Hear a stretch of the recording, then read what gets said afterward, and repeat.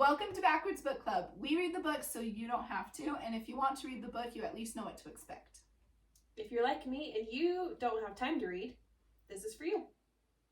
And if you're like me, I thrive on spoilers, I like trigger warnings, I like to know what's coming. And if you're like me and everyone's talking about a book and you're not really sure if you want to read it, we'll let you in on what's going on. What should our opening song be? I don't know. Books and clubs and books and clubs and books and clubs and reverse it. Clubs and books and clubs and books and Story time. Lessons in Chemistry came out a couple years ago. It's actually the author's first novel ever. Oh, really? Which I thought was really interesting. And it's already picked up to be a series on Apple TV. It's set in the 1950s, 1960s. It took me a little bit to get into the story because the point of view changes a lot. It's not just the main character's point of view. It's all the characters around her. The main character is called Elizabeth Zott. And you'll come to find that you have to say her full name. She's not Lizzie, she's not Elizabeth, she's not Miss Zott. She is quirky to the point, very scientific. She's a scientist, okay? So it starts out in like the present day and then it goes to kind of a flashback, okay? So it starts out with kind of the point of view of her daughter. Her name's Mad. They call her Madeline. She is ridiculously smart, and Elizabeth Zott sends her lunches every day. They're amazingly delicious and intricate. This other girl, Amanda, in Mad's class, Amanda is this sweet, cute little girl who eats all of her lunch. That's like nothing special. And then she's like, "Hey, Mad, are you gonna finish that?" And starts stealing her food. Elizabeth Zott doesn't take any crap, and she goes to Amanda's father and says, "What are you doing? Your daughter is stealing my daughter's food. I put a lot into that." Amanda's dad is the producer on a TV show, and he's like, "Hold on. First, you're beautiful. She's amazingly beautiful. Second, like, you're an amazing cook, and this could be something," because he is looking for a slot on his afternoon TV show. So he offers Elizabeth Zott to do her own cooking show in the afternoon, and she begins that process. Then it goes all the way back to the beginning of kind of her story, and so you're just kind of barely scratching the surface with her. She went to school. She was sexually harassed at school. She works at Hastings Scientific Lab, and she was really interested in, I'm gonna forget the word. It's something abiogenesis. Abiogenesis. Oh, wow. Genesis? I'm impressed you remember that. I hope it's abiogenesis. I'm sorry. Elizabeth, so incorrect. She really is interested in that. So then there is the kind of big important science guy, very famous, been on magazines, and his name is Calvin Evans. And he's young, he's super smart. He was offered so many things through Harvard fellowships and blah blah blah blah. He's like the big guy on campus. And he is very closed off. He has signs on his doors saying "Do not enter, experiment and process," and she doesn't give a crap about that. And so she opens the door because she needs beakers for her lab, and nobody listens to her when she needs something. So she's like, "This guy has tons. I'm gonna go take some of his beakers to Good for her. extend my progress on my experiment." So she goes and takes his stuff, and he assumes that she's a secretary, and she's like, "Excuse me," because Elizabeth Zott is not a secretary. She doesn't take any crap. So he apologizes. He's kind of intrigued by her, and he wants to go apologize to her, and he's like, "Can I take you to dinner? Can I take you to breakfast or coffee?" And she's like, "No, no, and no." And I like her. so then she goes to this play. They're both at the same play. He gets really sick. He's on this date with this girl who only asked him out on a date because she thought he was rich, and he's famous, but he's not like a rich scientist. He's a scientist, so it's not. And so he gets really sick, and he ends up puking on her in the play. And Wait, on Elizabeth Zott or his date? on Elizabeth Zott. Oh man. I would be mortified if somebody threw up on me. But the way she handles it, because he's on a date and she's just, I'm done with this play, I'm leaving. And he left because he knew he was going to be sick. Yeah. So he throws up on her, and the way she handles it isn't like a typical girl that he's experienced, where she's like, oh my gosh, my dress, blah, blah, blah. She's like, I have other dresses, like, do you need a doctor? Like, what is going on? Oh, she's sympathetic? She's That very would logical. not be me. She's Logical. very... Because I would have assumed since they had met before, she'd be like, really, dude? Like, stop All of walking their into my life. meetings are not going well. There was a little bit of that. So she's like, all right, you're like, kind of like, you're so pathetic. It's alright. She's like, okay, let's get you a doctor. Which is so funny because he's like this like famous scientist, and she's like pitying him. like, you're a hot mess. Yeah, like, oh. So then they end up talking that same night about what their different experiments are, and he's like, oh, abiogenesis, like that's, I really don't think I'm saying that right, but whatever her experience, she's equally interested in his work and vice versa. Like, he really respects her work and sees that she's just this amazing smart person. So she really likes that, because he does not look at her as a woman. He looks at her like, you're a scientist, like you add value to this. And in the 1950s and 60s, that was like unheard of, right? So they end up saying, hey, we're just friends. And they both end up secretly being like, oh, why did I say that? Because they both really like each other. So they end up, over the course of things, they end up kissing and falling in love. Nerdy scientists together. Yes. How sweet.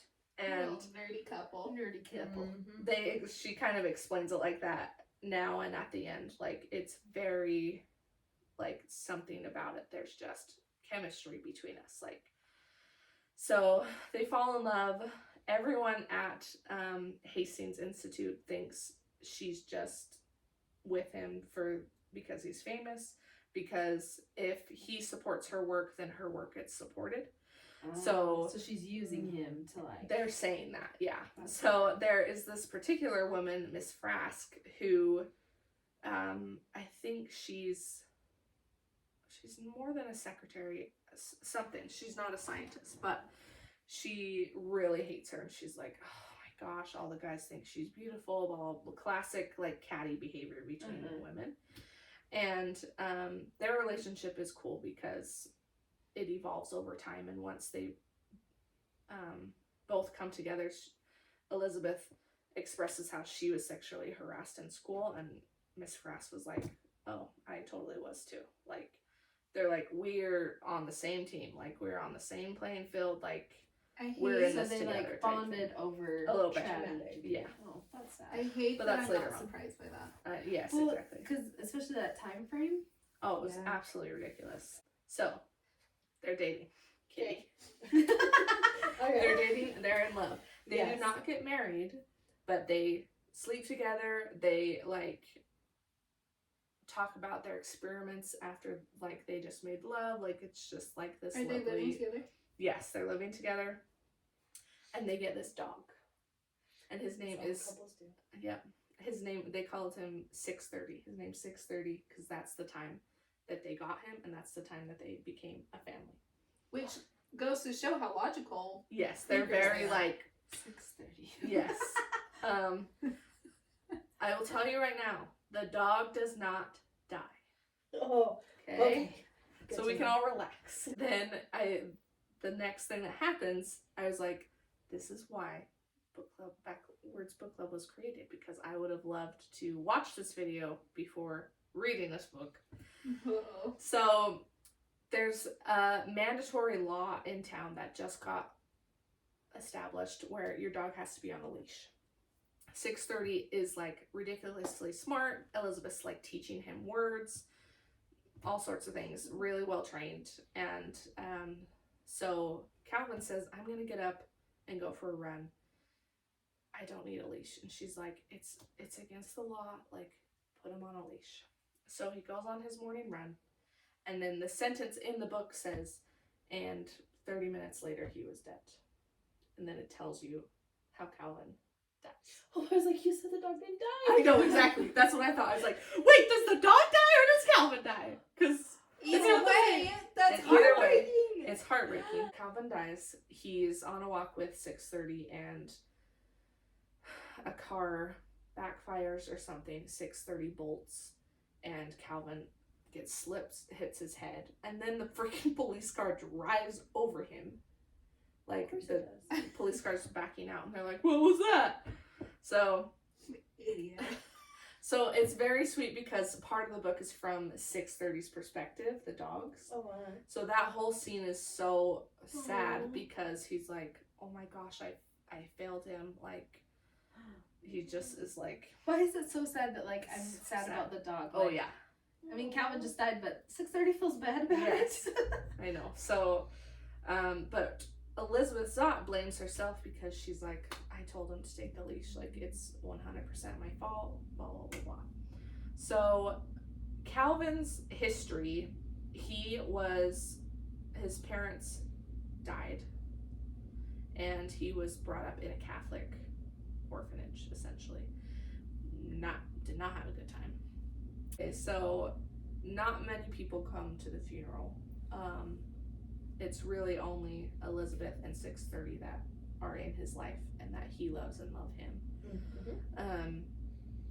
So there's a reporter there that does just like this.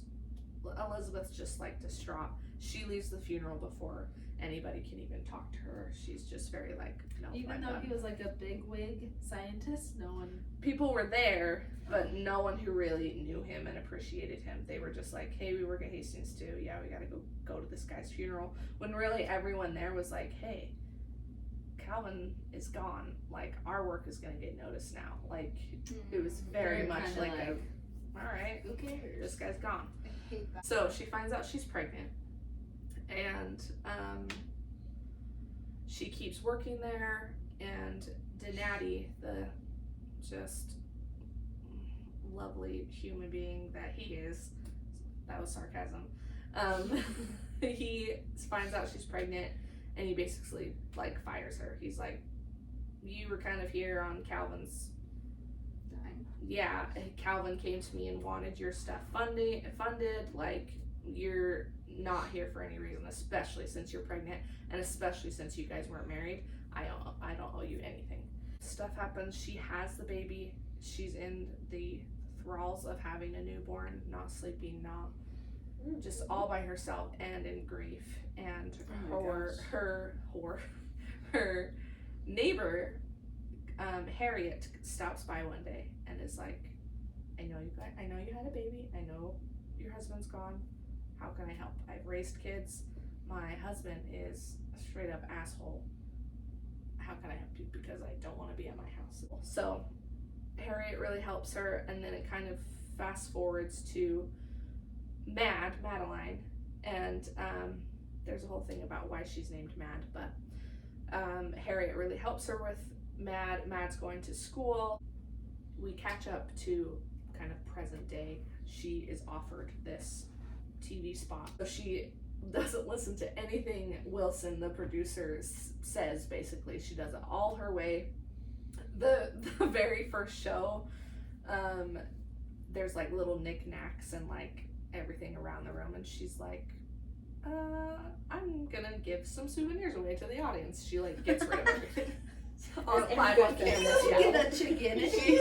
She runs the show how she wants to. She does not listen to anybody.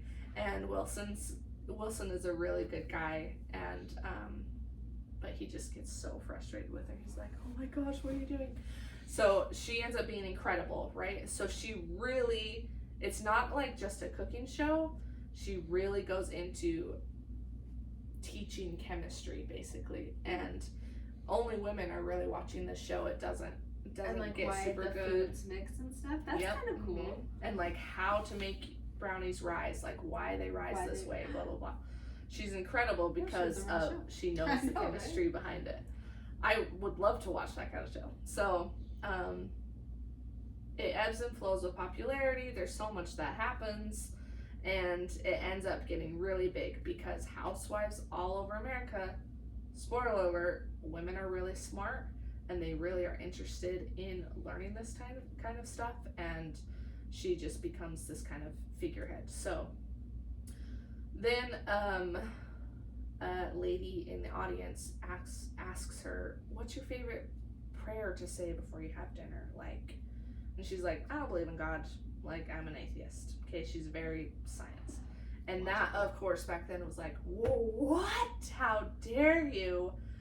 And it kind of blows up, and she gets some hate mail, and a lady brings a bomb into the studio, and 630 smells it and gets rid of it. We love I love 630. dogs. You love 630. He's like, he knows like up to 600 words. Like, he picks up Mad from school every day and walks her home. Like, he's very Wow. not your average dog. Yeah, that's not my dog.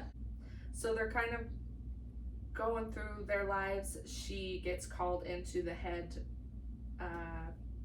guy of the TV studio, and he tries to sexually harass her. But it's hilarious. No, Oh. the head guy. I'm Okay. trying to think of his name, but Yeah. he doesn't matter because We he's hate worthless. him. Yeah. But it's really funny because he's like, you are ruining this show, like, you're just scum. And he like really is about to sexually harass her, and she always uses her own knives, and so she's not scared at all. She just like reaches in her bag and grabs her knife, and then he has a heart attack. Girl power. And she's not like run does away he from die? the room. No, Okay. but he does not come back.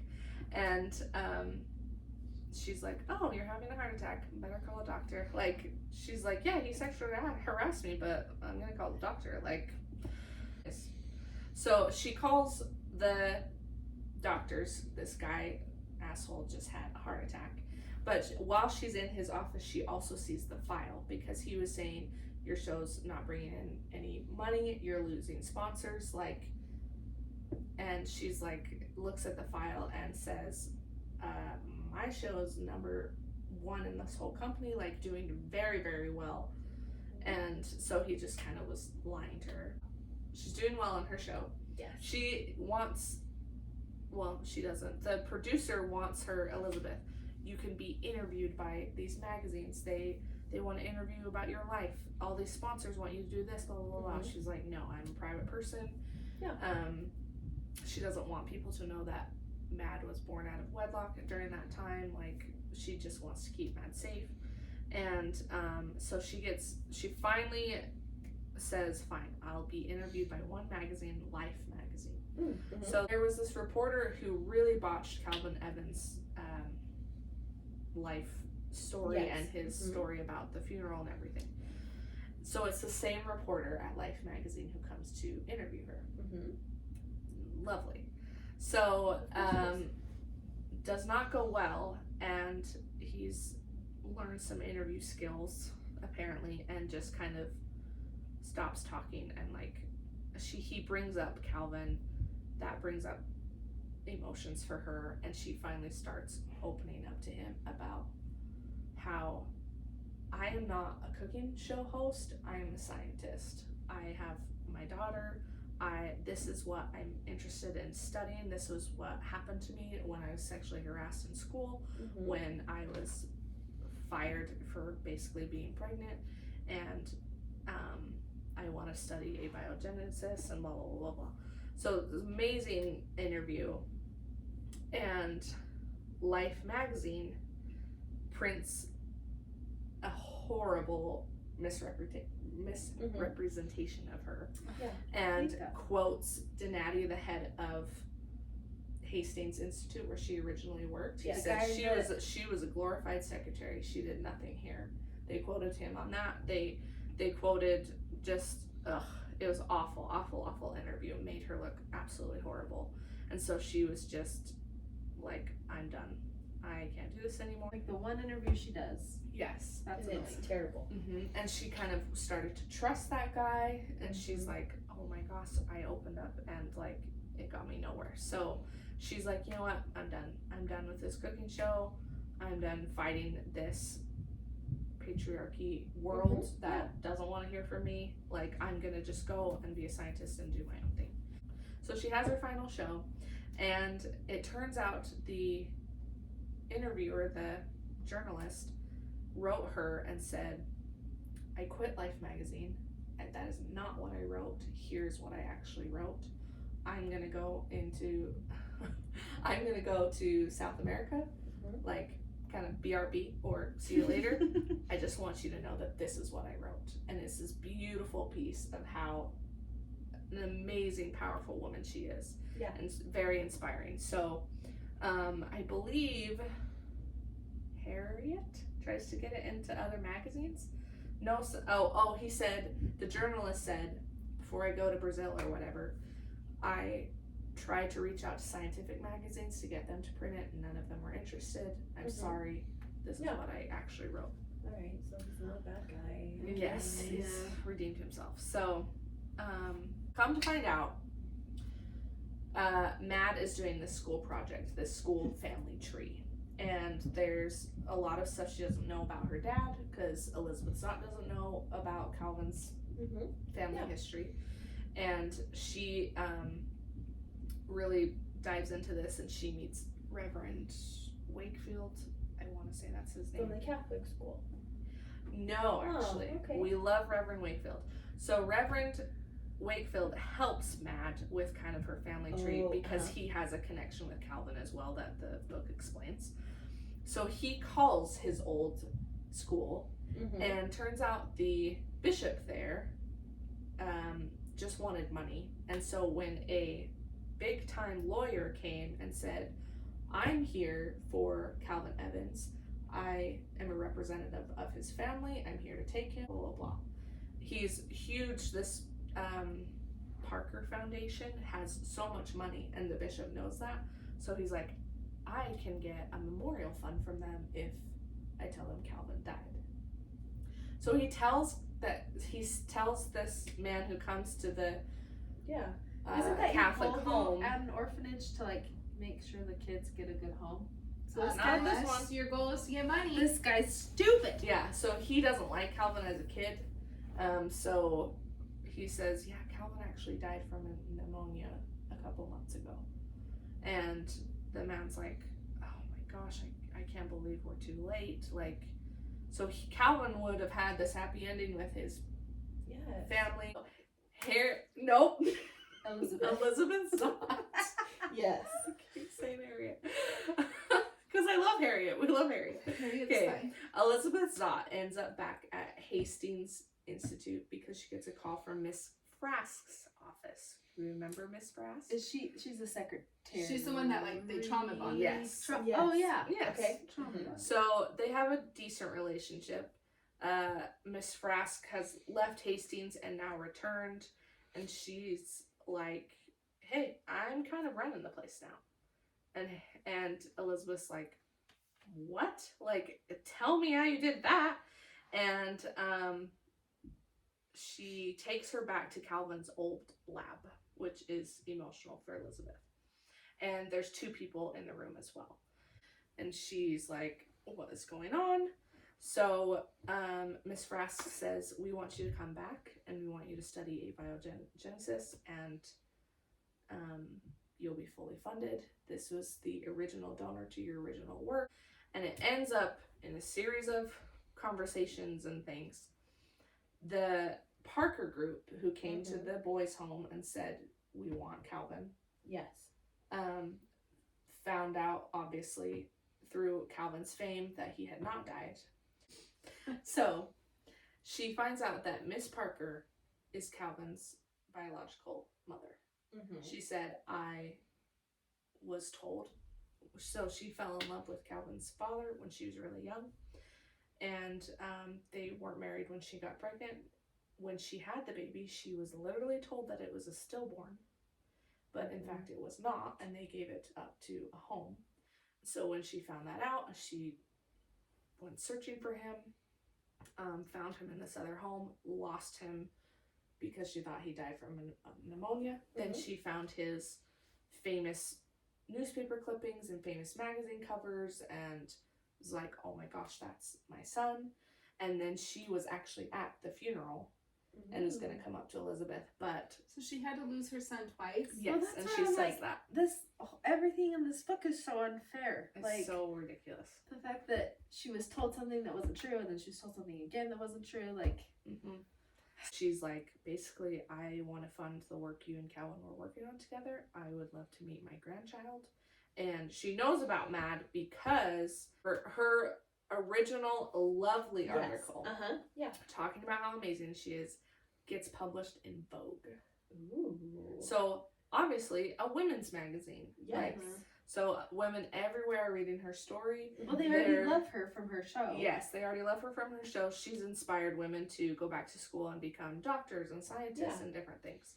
So Calvin's mother read that article and found out about Mad and different things, and she also read the horrible article and found out about Mad, and so she's like, I just want to be in your life if that's okay. And Elizabeth Zott is obviously like, absolutely. And so she gets to go back to Hastings with Miss Frask, her friend, running it, and gets supported financially for her work, and just in Calvin's honor and Calvin's name. The dog doesn't die.